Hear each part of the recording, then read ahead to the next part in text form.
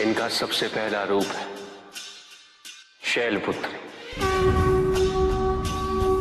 शैलपुत्री अर्थात पर्वतराज हिमावन की पुत्री, और इसी कारणवश इन्हें वृषारुधा के नाम से भी जाना जाता है।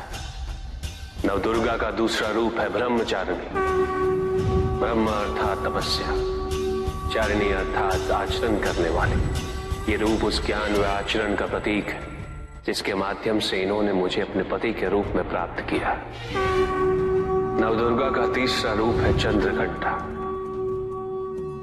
मस्तक पे घंटे के आकार में आधा चंद्र। ये रूप अत्यंत शांतिदायक और कल्याणकारी है। विभिन्न प्रकार के अस्त्र और शस्त्र इनकी 8 भुजाओं में सुसज्जित है।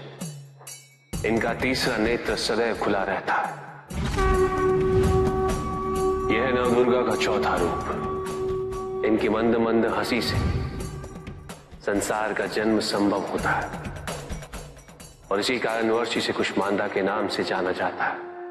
अष्टभुजा, शस्त्रधारिणी, व्याघ्रवाहिनी, हिरण्यवर्णा, केवल यही है जो सूर्य के भीतर लोक में वास करती है। 10 दिशाएं इन्हीं से आलोकित है। जिनकी कृपा से मूर्ता भी ज्ञान सागर में परिवर्तित हो जाती है, वो है स्कंद माता। नवदुर्गा का 5वां रूप सिंह वाहिनी, और इनकी उपासना द्वारा मोक्ष का मार्ग सुलभ होता है। जिस रूप में इन्होंने महिषासुर का वध किया वो कात्यायनी कहलाता है। इनकी आराधना करने से अर्थ, धर्म, काम और मोक्ष फलों की प्राप्ति होती है। ये रूप कालरात्रि रूप कहलाता है। एक हाथ में लोहे का कांटा और एक में खड़ग, जिनका आशीष शुभों का कर्ता और कारक है। ये अंधकार का विनाश करती हैं।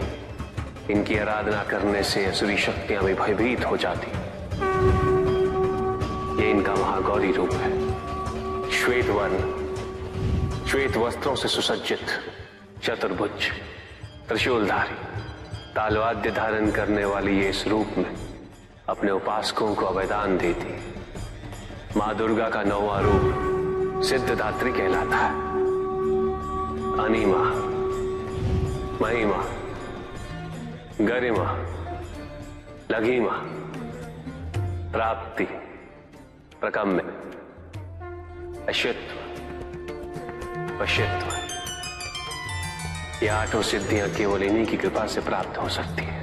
मेरा अर्धनारीश्वर रूप इनके सिद्धदात्री रूप की ही देन है।